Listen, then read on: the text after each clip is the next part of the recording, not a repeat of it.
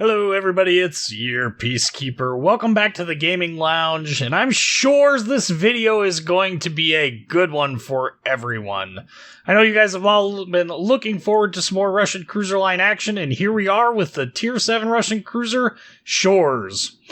And, well, much like the preceding Budyonny class, Shchors is nothing short of another paper ship.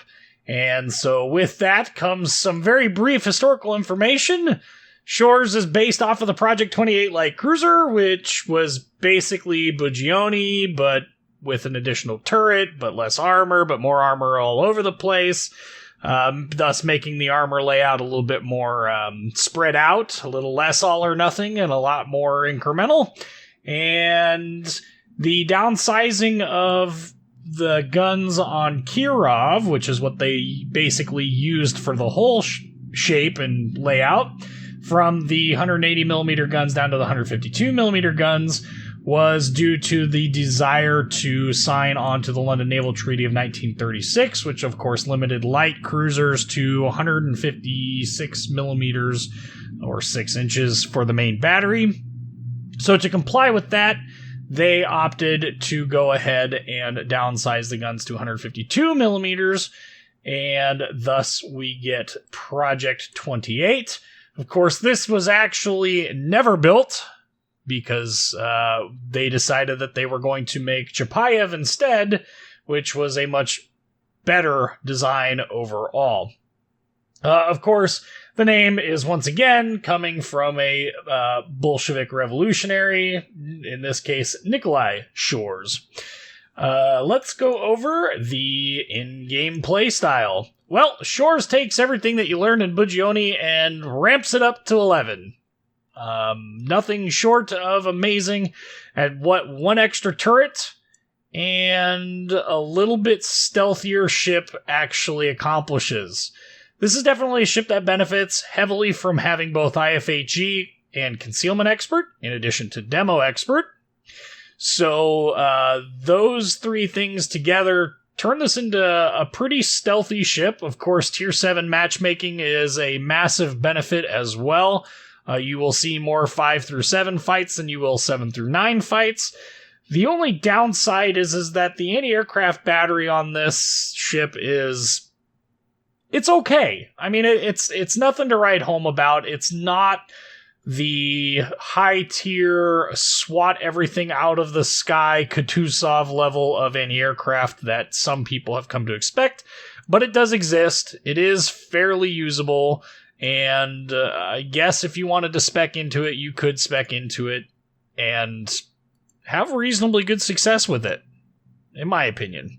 One other interesting aspect of this is we do get a spotting plane again, and that 20% increase in range is just fantastic. We're talking about pushing our main battery range to just about 20 kilometers or so. Yeah, it works. This ship works really well at those longer ranges. So Shchors is really, really good at basically the same game that Budyonny was, which is playing the mid to long ranges, being in general a nuisance, but now we get a little bit higher DPM by having an additional 3 rounds going down range every single time we pull a trigger. Of course, we continue to keep our torpedo tubes for the close range ambushes. We won't see that in the battle video here, but we will get to see some other fun with the AP. And this ship benefits heavily from your Kirov experience, in that if you remembered the ships in the same battle rating that had the vulnerable broadsides, you will do well in Shchors. You could do the same in Budyonny, but the lower gun count just doesn't make it seem nearly as strong or as capable using AP. So that's kind of the overall playstyle. Basically take Budyonny and copy pasta it, or copy vodka it, I guess is probably the right way to say that. And that's the playstyle. It's very much the same. So with that, let's cover our stats. 32,200 hit points up to only 100 millimeters of armor, which is conveniently in the conning tower and the turret faces, and that is it. I don't even think the bulkhead... Nope. You're looking at 75 millimeters, just 3 inches of belt armor, 20 millimeter amidships, 16 millimeter at the bow and at the stern. We have a random area of 35 back here over the steering gears. But overall, not a very heavily armored ship. Definitely not a ship that I would put up close and personal. Of course, once again, the Citadel is above water, which can mean all sorts of bad things. And the deck plating being 16 millimeters and the bow and stern plating being 16 millimeters means that this thing will accept Citadel hits for most battleships at just about any range at any angle. Really kind of frustrating to play in that regard, but if you play at the mid to long ranges, you can use the ship's maneuverability to basically negate that. Kicking this over.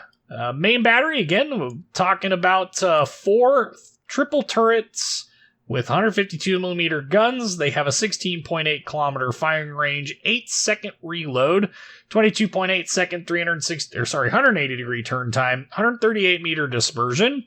The HE shell does 2200 damage and has a 10% fire chance. Of course, you can boost this even higher with the appropriate flags. AP shell does 3300 damage, and both the HE and AP have the same muzzle velocity. The ship does have a secondary battery. Okay. 4 dual 100mm gun mounts. Basically might as well not exist. 4.7 kilometers. I suppose if you're going to get a torpedo runoff on somebody, they will come into play, but my word, what a worthless addition in terms of relying on those, so don't. Torpedo tubes, 2 quad torpedo tubes, 4K range, 70 knots, so they get there quick.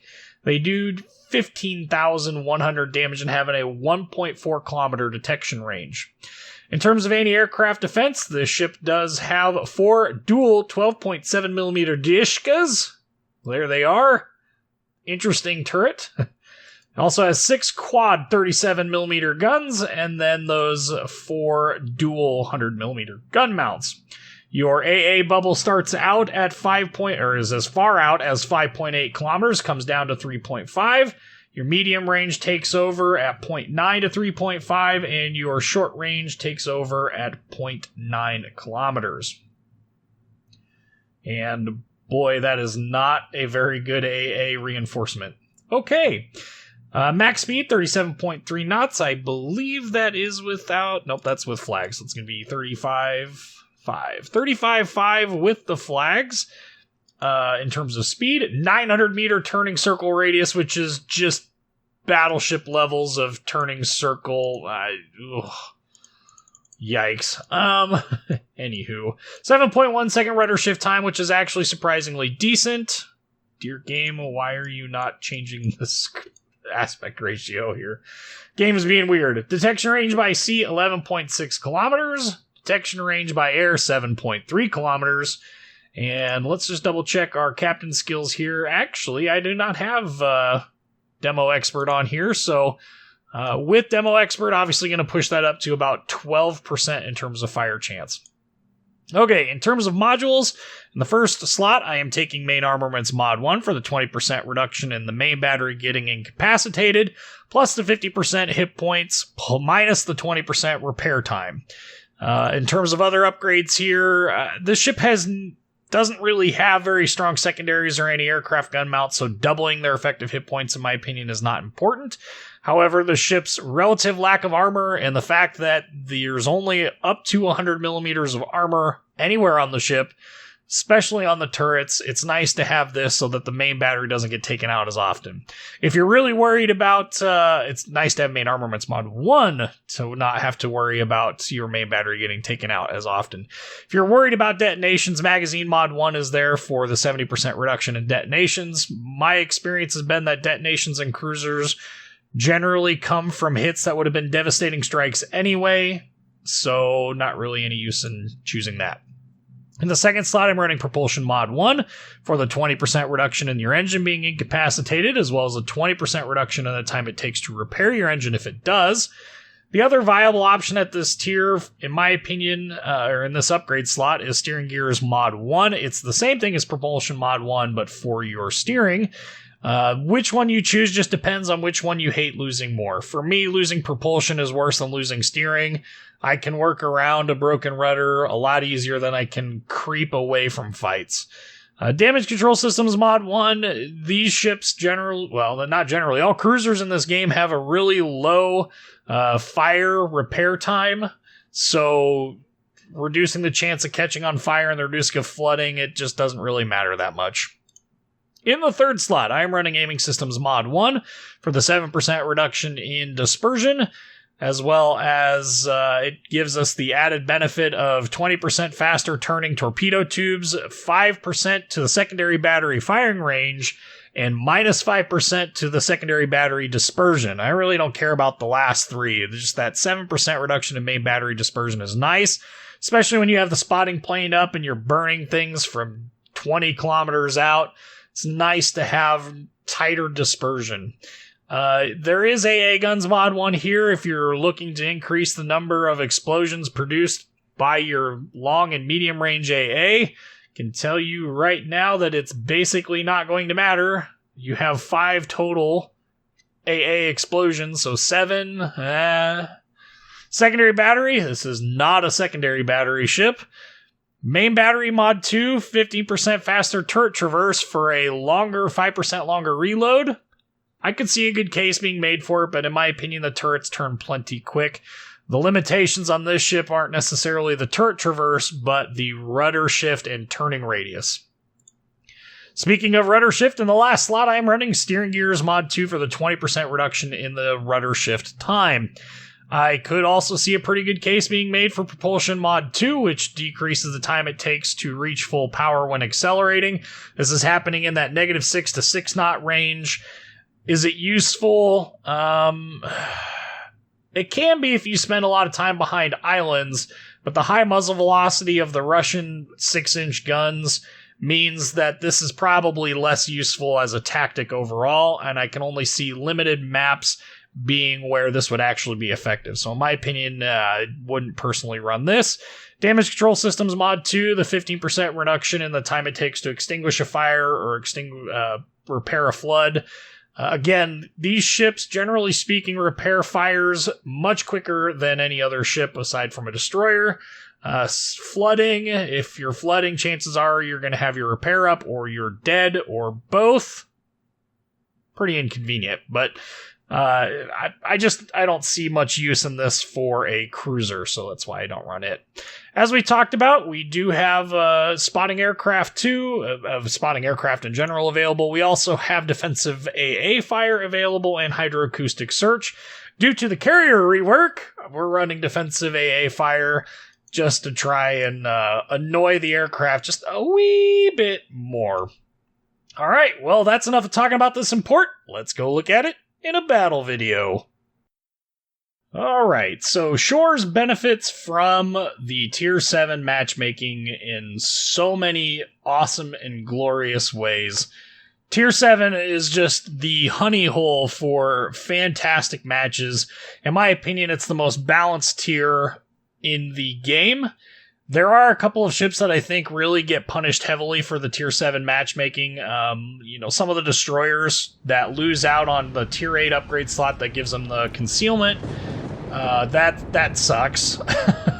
That's what takes ships like Akatsuki and makes them kind of a... I love the Elephant Lady to death. She's a fantastic ship, but having a 6.4 kilometer detection range is a bit ridiculous. But then again, ships like Shiratsuyu don't need it. Anyway, map is Fault Line, and we are over on the sea cap side. And if you know anything about my opinion about the sea cap on this map, don't go there. Legitimately not a viable tactic. It takes you out of the fight for so freaking long. It is super hard to get from there to the B cap without losing a bunch of ships, because you're coming either down a narrow channel or you're coming out of either the north or south end of the cap. So for me, when I spawn over here, I generally speaking start heading over towards the A cap. This match is actually a super quick match, and yeah. the chat is being really interesting, just as a heads up. Now everybody's going to go back and pause and go read it. Anyway, threatening to send somebody to the gulag for going to sea. Basically, at this point, we do have a carrier in this match. It is a Ranger, now at Tier 6. Probably the best place for that aircraft carrier ever. Except for all the reasons why Ranger was a terrible aircraft carrier, basically null and void now. The small hangar space and all of that. Anyway, so we're gonna keep heading off this way. We're gonna use our speed again, 37 knots. This thing is fast. That's with the speed flag. 35.5 without. With the speed flag though, 37 knots. That's pretty good. Can't complain too much about that. Oh, speaking of the Elephant Lady, there's one on the enemy team. So we're going to see if we can't maybe sneak some shells over, pop up our spotting plane. Ooh, says we can. We're detected anyway, I might as well shoot at it. 20.1 kilometers is the range at which we can engage ships with this thing. Good God. This is just massive range. Okay, so we see some targets over here, and I'd like to engage them. So we start charging towards them, and we're just going to stay at these longer ranges, using these islands to break line of sight to allow us to shoot over them somewhat. This works, again, the number of maps that this tactic actually works on is really quite low. Murmansk, T-22, T-22. Tay, I guess, technically. And then we see that the T-22 is actually going to eat a torpedo, decide against unleashing shells upon it. Murmansk, I guess we'll shoot at a fellow Russian ship, but running out of targets and kind of a wasted spotting plane, but you get the gist of how this gameplay goes anyway. If you played Budyonny for any real length of time, this is pretty obvious. Oh, hello! An emerald. Well, this is probably one of my favorite ships to engage, especially in any ship that has any form of tolerable AP fire at all, because Emerald is one of those ships that you just kind of giggle when you see. Switch our AA over. We definitely don't want our anti-aircraft battery to be looking in the wrong direction, because, apparently people on the other side of the ship fall asleep when you tell them to aim somewhere else. Oh, hello, Mr. Emerald. How's it going? Yeah, we're going to switch back to AP. Okay. Oh my. Oh my. Rip. 5 citadels. And how about a couple more? And Dev Strike. 7 citadels, full health Emerald, dead nearly instantly. Had I had all of my guns up, oh my. Oh! Russian bias! Yep, rudder shift just kicked in there just to sneak through there. Now we're in the middle. We're going to play for all the cards. We've 24,000 damage. Poof! Oh, I love it. It's awesome. Switching back to HE here for the Fuso. See if we can't burn her. Okay, bounces. Yeah, we figured as much. Again, really, the issue isn't our map placement. We have really quite good map placement. So the issue isn't that. It's just their team is all off in whatever land. I mean, I don't know really what they were doing this whole match, but alright, well, we'll go ahead and shoot Fuso. Finally managed to get a shell to actually penetrate the superstructure. Things that would be nice for 1,000, that would be air cover. Boy, some days I miss the old mechanics for carriers. Actually, who am I kidding? I miss a lot of the old mechanics for the carriers. Okay, another salvo going out. Not getting any luck with fires, but we're only hitting them with 1 or 2 shells, so that's not really all that unsurprising. That time we hit him with 8 shells, but 7 of them just up and disappeared, into the abyss known as shell shatter. Jeez. So now we have all 3 caps, and I'm sitting here going, man, this match started off so awesome, it would suck to not be able to enjoy. Oh, popped our defensive fire there. And we got 2 fires and 1 salvo on the Ranger. Nice.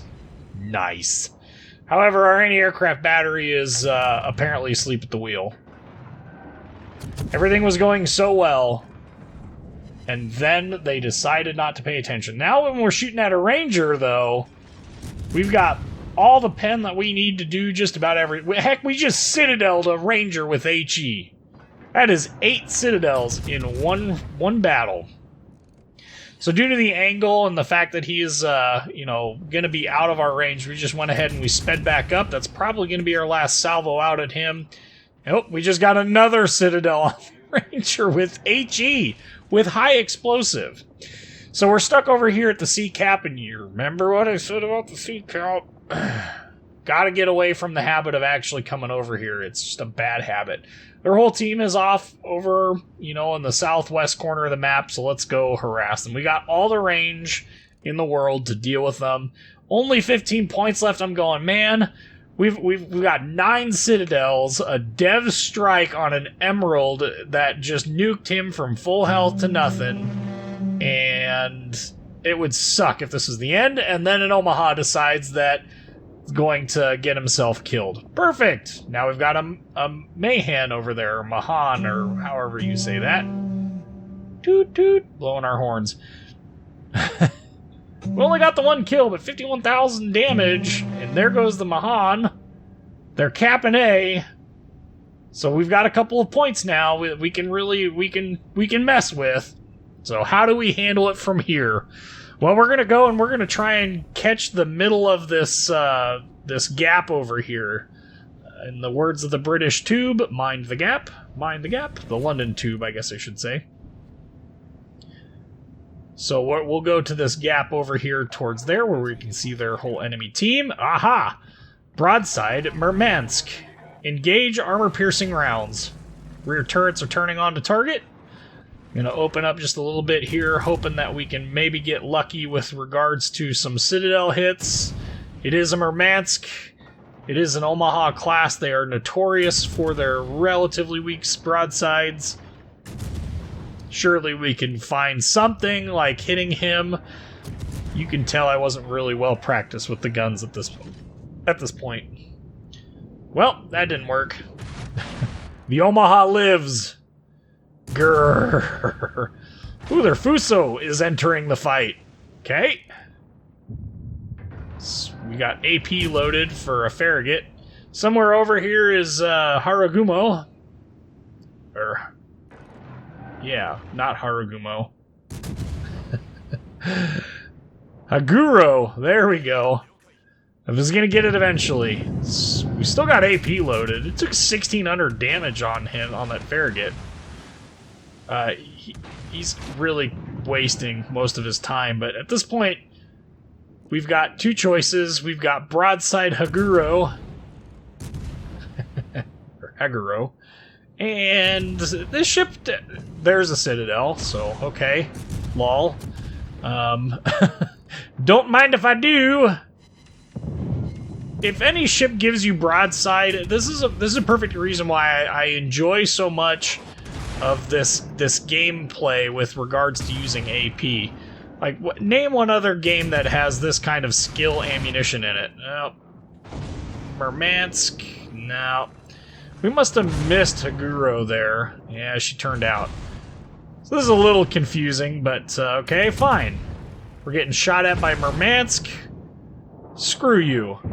If I get a good hit on you, you're gonna be so dead that you wished you had died an early death.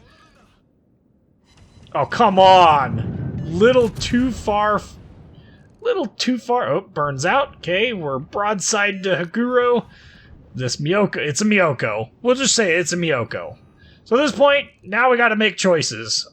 He's still broadside to me, so I'm content with punishing him. We got 10 Citadels. Why not ask for more? Okay, now we're up to 11 Citadels. Some tells me this isn't the end of the number of Citadels. We're only like 12 minutes into this. There's 3 more. We are up to 14 Citadels now. And in comes the Minakaze with the clutch smoke. Not needed, but nice. I will take it. Oop, derped a turret. That was rude of him. How about 2 more Citadels? We're up to 16 in a last salvo, and the match ends. Holy buckets, how many citadels did we just end on? It was a lot. 90,771 damage, 16 citadels, 2 destroyed ships, only 2 fires. More AP damage this match than I think HE damage. Top of the team, of course, we dev struck an emerald. Jesus. Look at that, 60,000 in terms of AP damage. There's the credits and XP screen. Anyway, Shchors was a breath of fresh air after both Kirov and Budyonny. I really enjoy Shchors, and I can't wait to get to the Chapayev video for you guys. Anyway, I'm your Peacekeeper. Thanks for checking out the Gaming Lounge. Like, comment, subscribe if you haven't already. And thanks for watching.